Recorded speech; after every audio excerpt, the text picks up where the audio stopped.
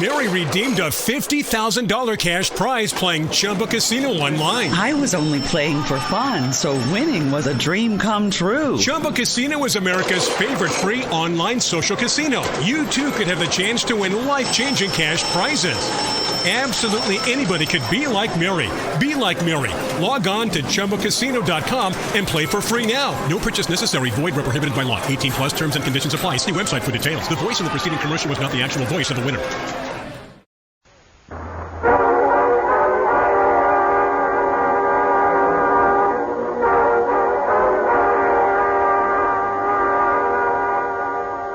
Once again, ladies and gentlemen, $1,000 reward is being offered for information leading to the capture of a dangerous criminal. A complete description will be given on this true detective mystery, which follows in a moment. The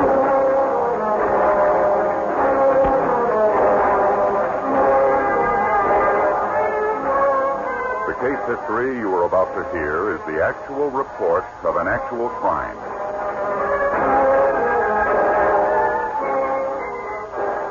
Army Town. Into town evenings, every evening, hundreds of servicemen, swarming, looking, seeking a few hours of recreation. Catering to the servicemen, roadhouses, garish juke joints, gay night spots, and often in these pleasure palaces, trouble. Therefore, it was not unusual on this starlit, frosty evening, not considered unusual at all, when a neatly dressed young man and woman rushed into county hospital. Outside. Oh, nurse, please, quick, outside. She's dying. We found her beside the road. Now, nurse, come on. You don't have no time. The receiving nurse immediately into action. Orderlies, a stretcher summoned. From the back seat of the young couple's car, a young man. Easy. Blood Don't on his drop your face, head down now. blood on his good quality clothing, stretchered, taken in, undressed, bathed, examined by the doctor in charge of receiving. Meanwhile, at the receiving nurse's desk. My name is Greg Saunders. No, miss, I don't know the man. I never saw him before tonight. The nurse insisting on filling out a card. Well, this is my wife, Ann. Ann May Saunders. We live at Keeler Drive, 119 Keeler Drive. Nurse, for the last time, we don't have any idea how he was hurt. Driving along, we found him beside the road. Maybe he was hit and run. But you got our address. Come on, hon. This is what we get for being a good Samaritan. You bet.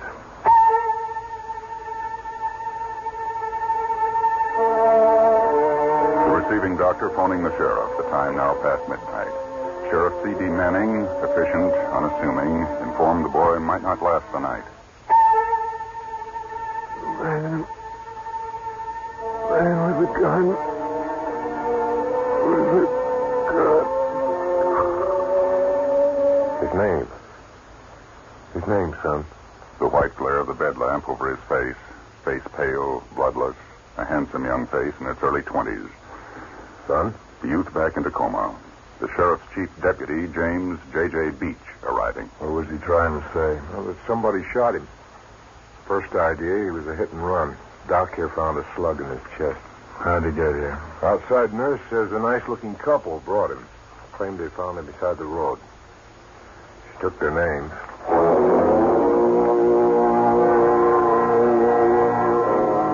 Who was the youth? Why shot and left beside the road?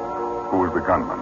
Was the wound accidental, self-inflicted, or still most likely the result of foul play? In the patient's locker room now, Sheriff Manning, Chief Deputy J.J. Beach, going through the victim's clothes. Soiled, blood-stained, expensive. Suit, yeah. White shirt, dark tie, underwear, shoes, every label removed. No wallet, Sheriff. Gone. Only this, a buck, and this. Crumpled up ticket stub. Local movie house. Hey, nurse, put these under lock and key. Tell Dr. Harris to keep me informed. Come on, J.J. Too late to see the Saunders couple now. 8 in the morning, I'll meet you at 119 Keeler Drive. That's near Domain Road. About 2 hours before 8 a.m., the handsome young John Doe dying in coma. The case now moved to homicide, murder. Coroner B.B. Heyman called. Coroner's inquest. Inquest presented with the evidence of a .38 caliber battered and spent slug. Put it in a box of cotton, Coroner. Maybe our ace in the hole. Let's move, J.J. The Saunders. Keeler Drive.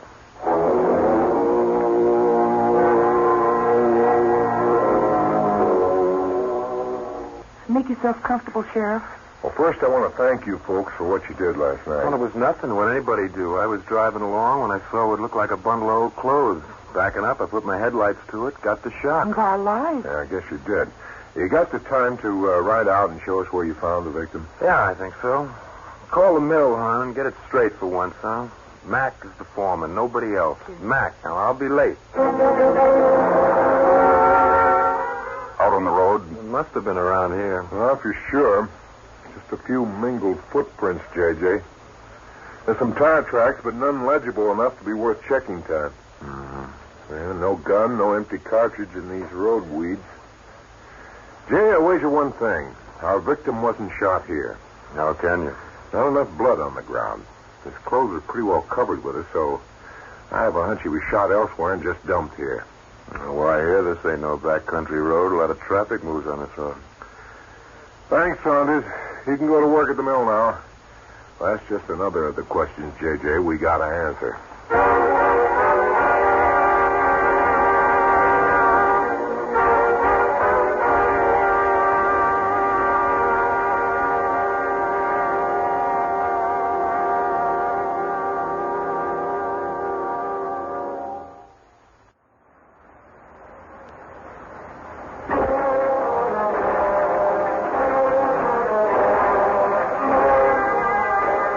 on the chance that someone might have seen a car parked on the highway while the body was being dumped, if the body actually had been dumped, each and every house within a mile of the spot where the body had been found by Saunders visited. The result, nothing.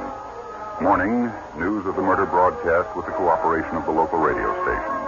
Soon, large numbers flocking to the local mortician's chapel, asking to see the body. Suddenly, a young woman bursting into tears, fleeing into the hall. Chief Deputy J.J. Beach pursuing, given the following statement, quote, "I know him. His name is Charles Fergus. He was a real nice boy. The last time I saw him, he was so cheerful, so full of life. I never dreamed anything like this could happen to him," unquote. Sheriff and Chief Deputy into fast action now to confirm this witness's identification. The whole small town questioned. Reiteration from witness after witness as to the high caliber of the murdered young man. Taverns, roadhouses, barbecue joints visited. The only thing learned, Charles Fergus's good looks and classy clothes attracted the girls, made many less fortunate local youth envious, not a few sore. But from not one source was there evidence giving reason to believe that Fergus had gone out of his way to attract women and girls. I think there's the angle we should work on, Jay. Fergus's girlfriend. Everybody says he knew how to behave himself, but he could have gotten mixed up with some woman whose boyfriend played rough. You mean some floozy? No, I mean some nice girl. Perhaps a married woman. Still the victim's hometown, a pal of Charles Fergus located, a mill hand. Well, I don't know I can help you. Reluctant, as you heard at first, but after urging from the sheriff, giving the matter thought. Now you mention it, I once heard some talk about Charlie seeing a married one a few times back in town, but I didn't pay no attention to it. Asked why not. I figured it was loose talk because there were too many single girls itching to date with him without him fooling with no man's wife. No, I don't know her name. I don't want to get mixed up in no investigation. Liked Charlie Fergus, didn't you? Afraid? Oh, I don't think so. You mean I get what Fergus got? Well, I reckon I might be able to point out the lady's house. You drive me back. Taken to the bigger town. Right 2 houses down from where you stopped your car. It's the white frame with the yellow shutters. Sheriff, that's Greg Saunders' house.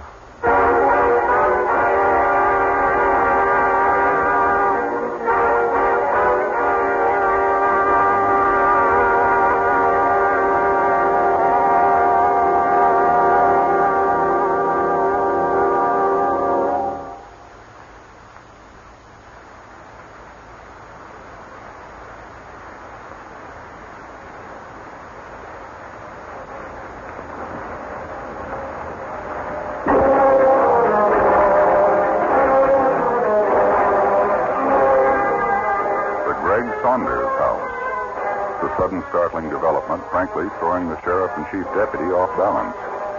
Sheriff's office after the mill worker had been returned.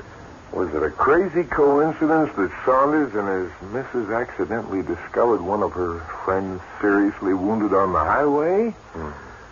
Or did Saunders shoot Fergus in a jealous temper over his wife? Yeah.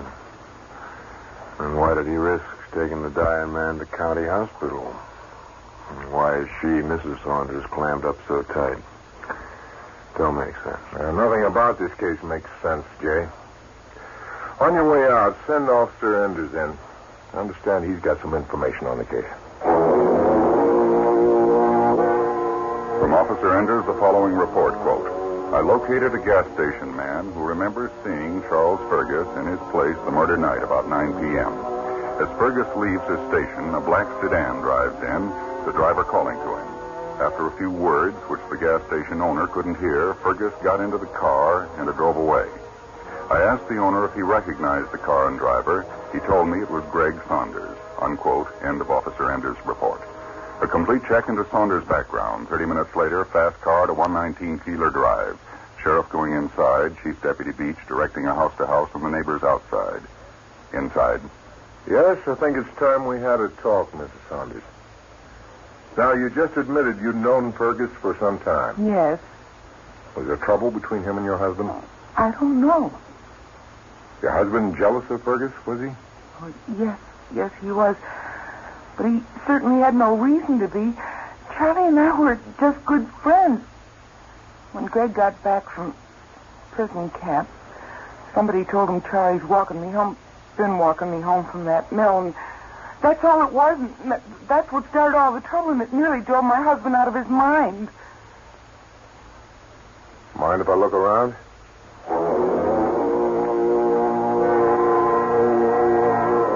Dark stains back here. Bedroom. Come over here. Looks like blood.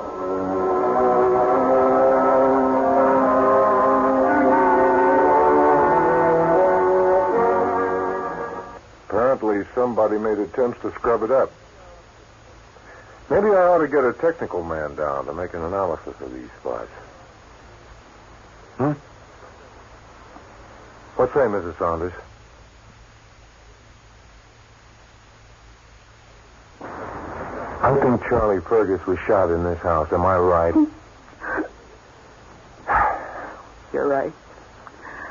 I tried to stop it, but I couldn't. Ever since it happened, I've tried to get up enough nerve to tell the police, but I was too scared. Of your husband? I don't know why I wasn't killed, too, unless it was because Greg wanted to punish me this way. It all started after Greg got back from prison. You know about him in prison. Didn't, till a little less than an hour ago. Felony. He was sent to the roads. But go on. Got back, jailbird. He went around checking on me, his wife, trying to find out if I dated anyone while he was up in the prison farm, which wasn't true. It isn't true. Jealous, insanely jealous, kept brooding over it day after day. That night, shortly after I went to bed, Greg came into the bedroom and woke me up. I was shocked to see Charlie Fergus standing there beside me, beside my bed, Greg on the other side of him. Greg with a gun. Greg ordered Charles to talk, and he made me get up and stand beside Charlie. Greg asked me if I knew him, and I said I didn't. What happened then? I saw Greg was in a dangerous mood, and I thought if we admitted knowing each other, well, maybe he'd let Charlie go without more trouble. So I pleaded with Charlie to admit we were friends. He finally told my husband, all right, he said, I know your wife, but there's nothing between... That instant, Greg fired straight at him. I screamed. I think.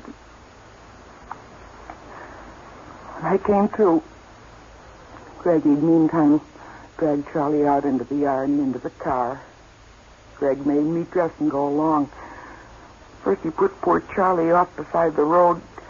And I don't know why. I was too frightened to say a word. He had a change of heart, and he put him back in the car and went 60 to the county hospital. He made up that story about finding him beside the road. He kept quiet. I was afraid of my own life, even in the hospital. He had one hand on the gun. He kept pushing close to me on that side. Well, you don't have to be afraid anymore. Where is he now? It's almost shift time. He'll be picked up when he comes outside. Collared at the mill gate, Greg Saunders taken to sheriff's quarters, defiant. Look, Sheriff, I told you all I know about this case. When are you going to stop pestering me? First, I want to know why you didn't tell the nurse about the bullet in Fergus's body when you took him to the hospital. Well, how was I to know he'd been shot? Shot him, didn't you? Look, what are you trying to do? Frame me? You pin something on me? Because I'm an ex-con? Well, that doesn't mean that you can set me up for this job. Your wife told us what happened, Saunders. No use now to lie. Oh, so that's it, huh? She's wanted a divorce, and I wouldn't oblige. With me back in the can, she can get rid of me on 2 years separation. Well, she's lying her head off. But a lot of good it'll do. You can't prove a thing against me. Take him away, deputy.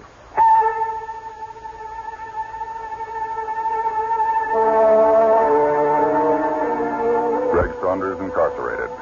Search now of 119 Curla Drive with a search warrant. Technical state policemen removing scrapings from the bedroom floor, finding a .38 revolver under a mattress in a back room.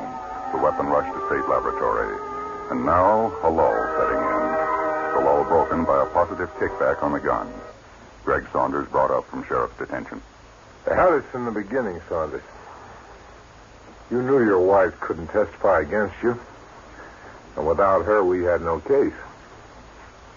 We got one now. The gun.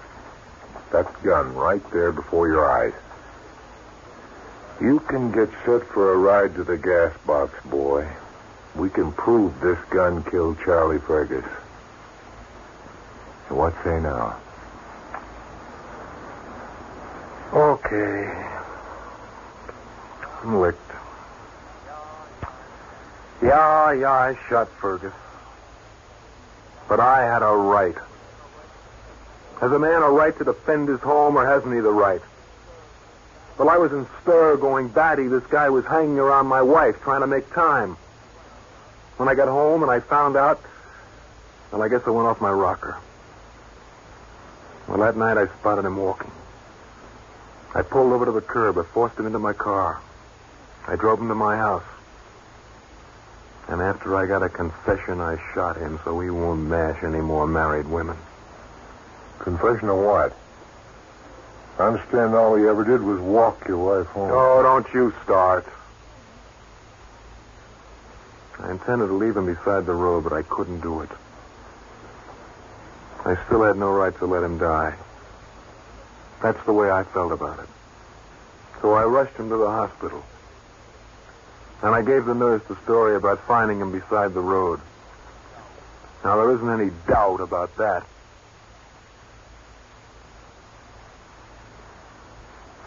You know, this may sound strange, but I'm sorry that I shot that guy. I must have been out of my mind. If there had been any evidence to substantiate his statement that Fergus had relations with his wife, Greg Saunders might have pleaded the unwritten law. There was none. At trial, consequently, Greg Saunders threw himself on the mercy of the court and received a sentence of life imprisonment. Making a successful escape from a road gang, he voluntarily returned and surrendered. He is serving his sentence now.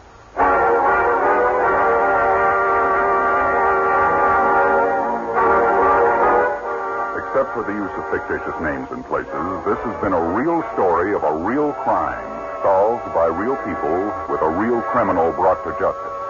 But be on the alert. A vicious criminal is at large and may be in your neighborhood. As editor of True Detective magazine, I offer a $1,000 reward for information leading to the capture of Henry Randolph Mitchell 1 month from the date of this broadcast and as a direct result of listening to this broadcast. But first,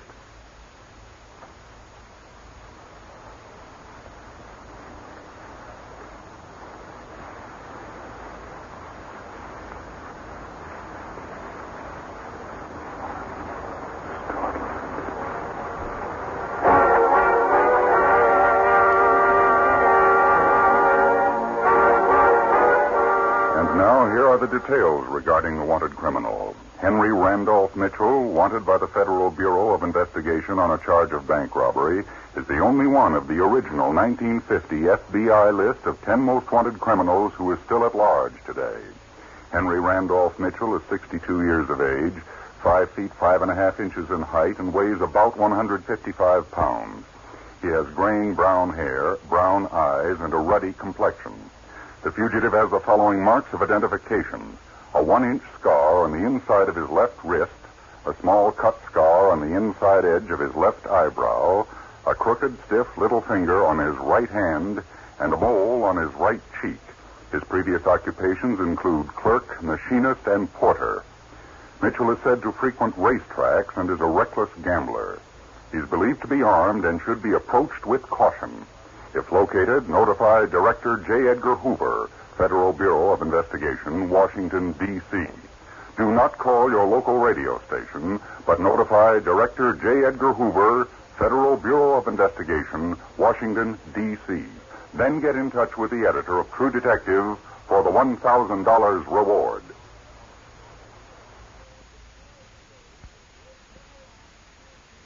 Mary redeemed a $50,000 cash prize playing Chumba Casino online. I was only playing for fun, so winning was a dream come true. Chumba Casino is America's favorite free online social casino. You, too, could have the chance to win life-changing cash prizes. Absolutely anybody could be like Mary. Be like Mary. Log on to ChumbaCasino.com and play for free now. No purchase necessary. Void where prohibited by law. 18 plus terms and conditions apply. See website for details. The voice in the preceding commercial was not the actual voice of the winner.